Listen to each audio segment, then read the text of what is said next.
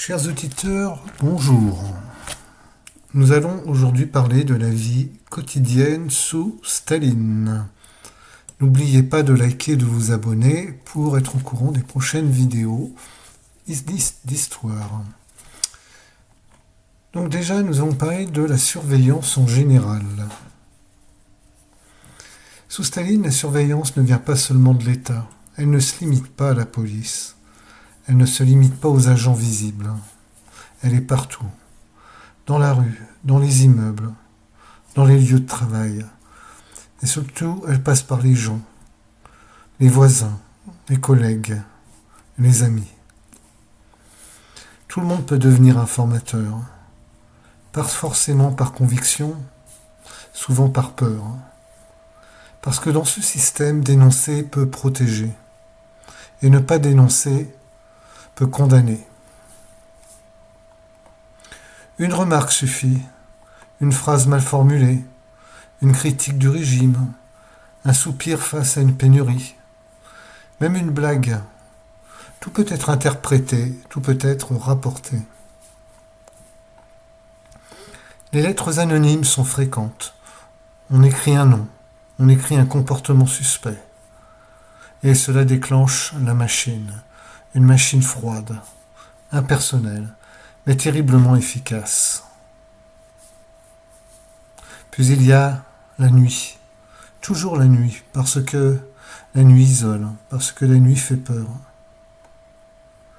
On frappe à la porte, 3 coups, sec, incontestable.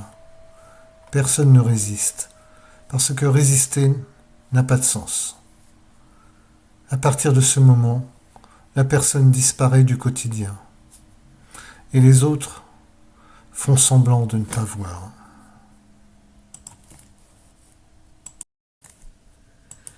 Et la peur. Dans l'Union soviétique de Staline, la peur n'est pas une conséquence, c'est un outil de contrôle, un outil de domination. Les gens vivent avec elle en permanence. Elle s'installe dans les gestes les plus simples, dans les conversations, dans les regards. On apprend à parler à voix basse, à choisir ses mots, à éviter certains sujets, même à la maison, même avec ses proches. Parce que la confiance devient dangereuse. Un ami peut parler, un collègue peut écouter, un enfant peut répéter. Et dans un système où tout est interprété, chaque mot devient un risque.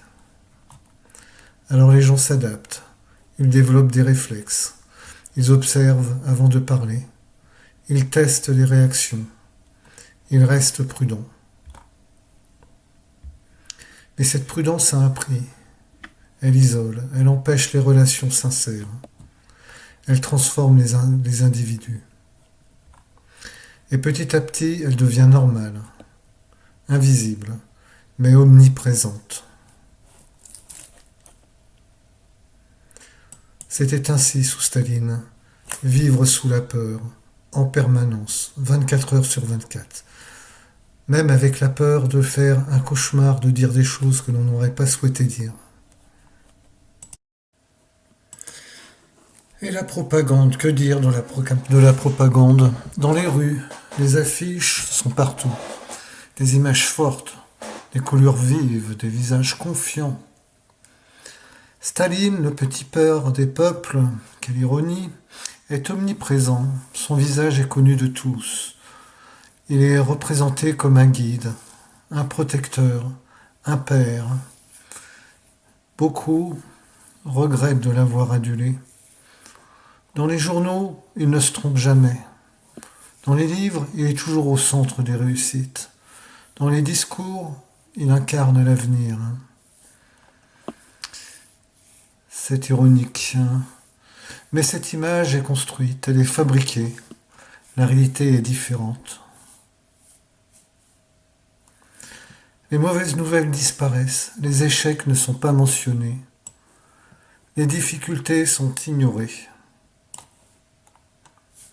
Et les ennemis, eh bien, ils sont créés. Des ennemis intérieurs, évidemment. Des saboteurs, des traîtres, des salopards. Cette propagande n'est pas seulement un message, c'est une réalité parallèle, une réalité imposée. Et malheur à ceux qui en doutent ou qui montrent leur doute. Face à cette réalité, les gens s'adaptent, ils font semblant d'y croire. Pas toujours par conviction, mais par nécessité, par survie. Parce que contester, c'est risquer de disparaître, soi-même et sa famille, et ses collègues de bureau, et la famille des collègues de bureau.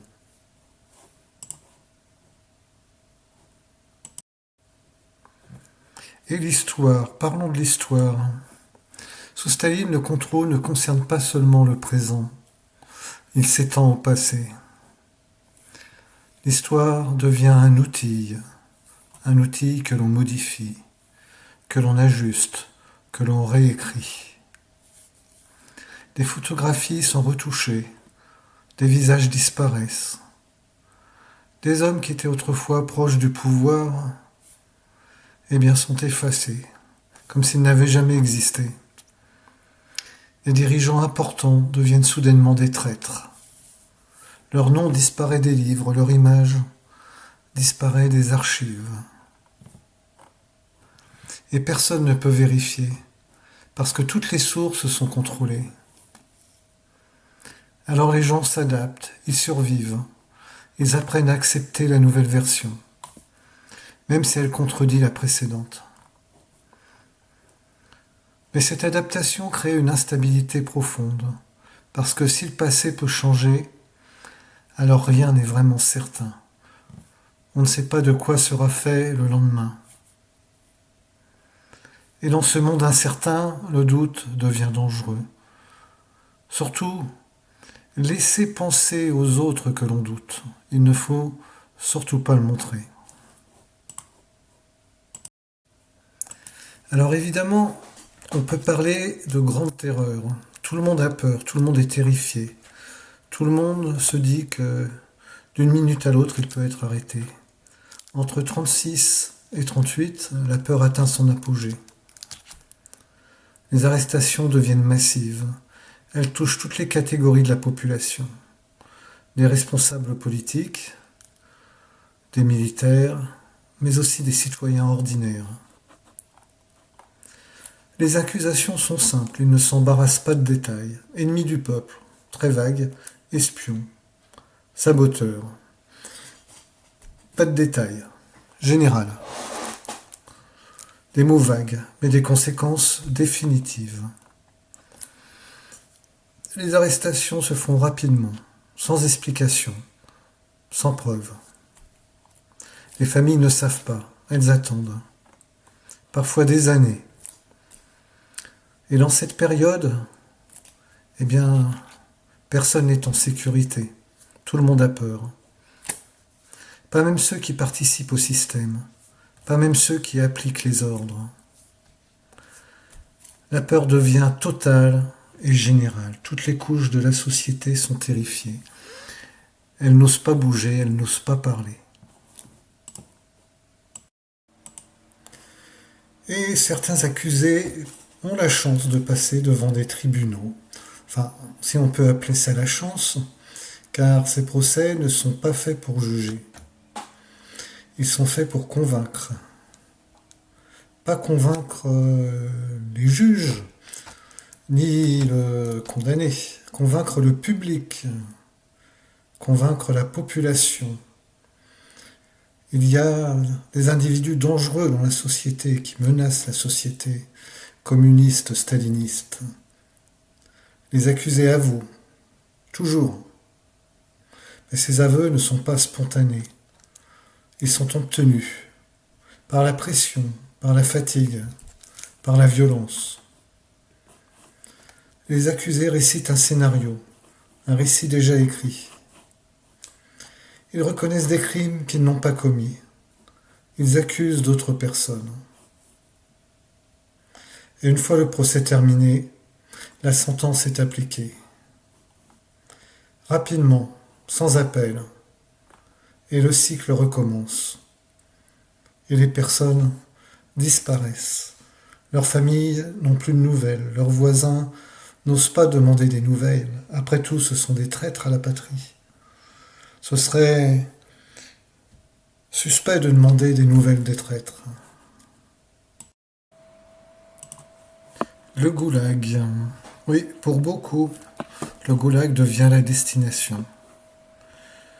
Un réseau immense de camps de travail, dispersés sur tout le territoire, souvent dans des régions isolées et glaciales.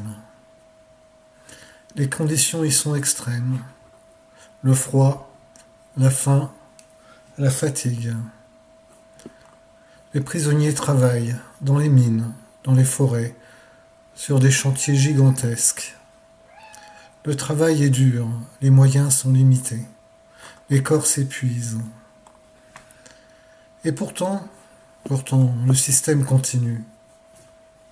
Parce que ces camps font partie du système, ils produisent, ils construisent. C'est de la main-d'œuvre gratuite et inépuisable. Il suffit d'accuser quelqu'un à tort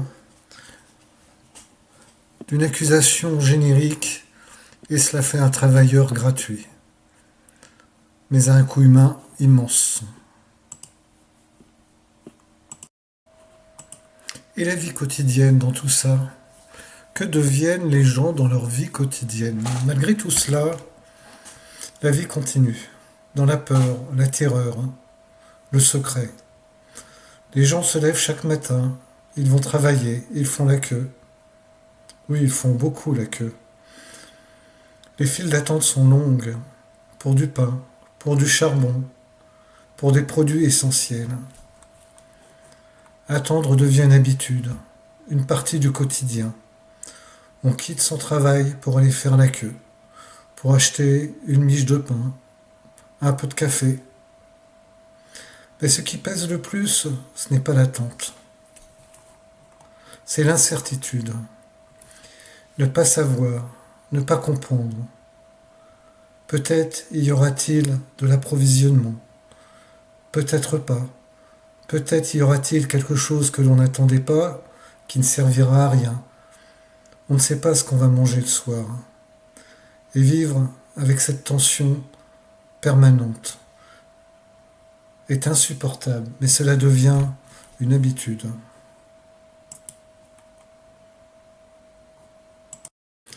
Et derrière tout cela, il y a la volonté d'un homme, être le maître, faire ce qu'il veut, avec qui il veut, se débarrasser de qui il veut, et industrialiser son pays qui est arriéré au niveau industriel.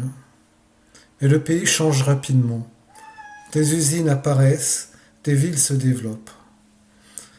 La production devient une priorité, ça devient même un objectif central. Les travailleurs doivent produire de plus en plus, toujours plus, sous peine d'être accusés de sabotage, de disparaître ou d'être envoyés dans des goulags.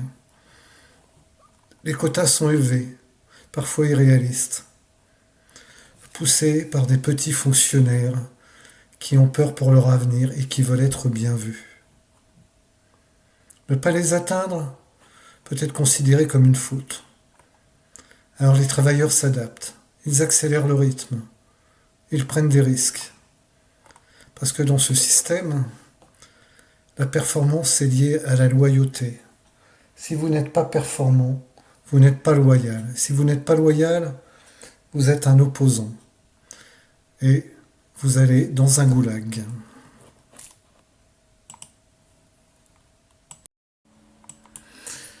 Quand on pense industrialisation, on pense à la ville. Mais qui nourrit toutes ces personnes vivant en ville?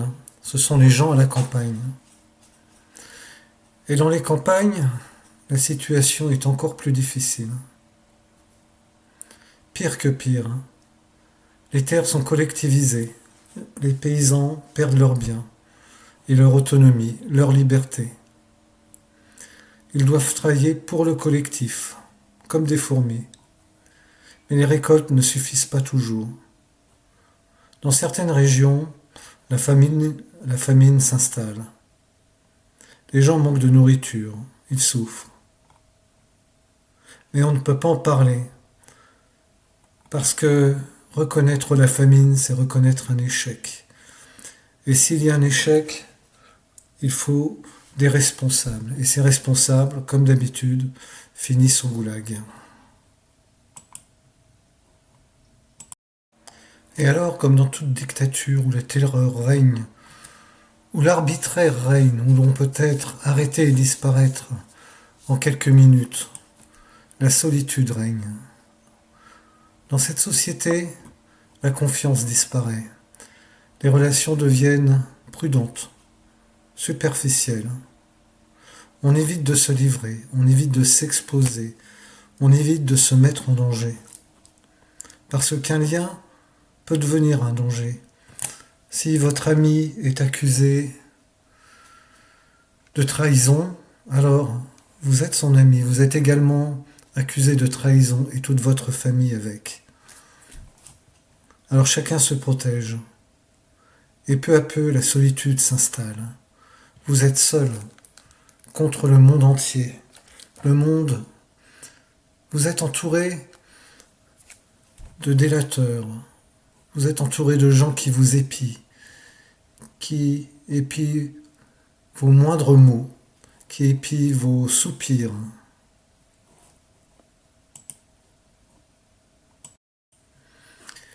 Enfin, la mort de Staline, 1953. Staline meurt. Le pays espère. Le pays reste silencieux. Certains pleurent sincèrement comme tout dictateur, il avait ses admirateurs. D'autres restent figés, attendent avant de réagir, avant de s'exprimer, au cas où. Parce que même après sa mort, la peur ne disparaît pas immédiatement. Elle reste dans les habitudes, dans les réflexes. Tout le monde s'épie. Tout le monde observe son voisin pour voir s'il va être content.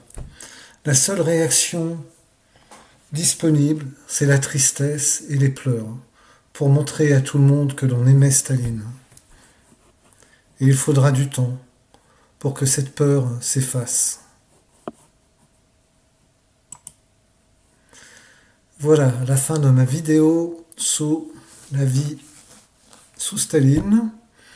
Je referai d'autres vidéos spécialisées dans l'Union soviétique ou à l'époque romaine ou n'importe quelle autre époque de l'histoire qui s'avérera être intéressante.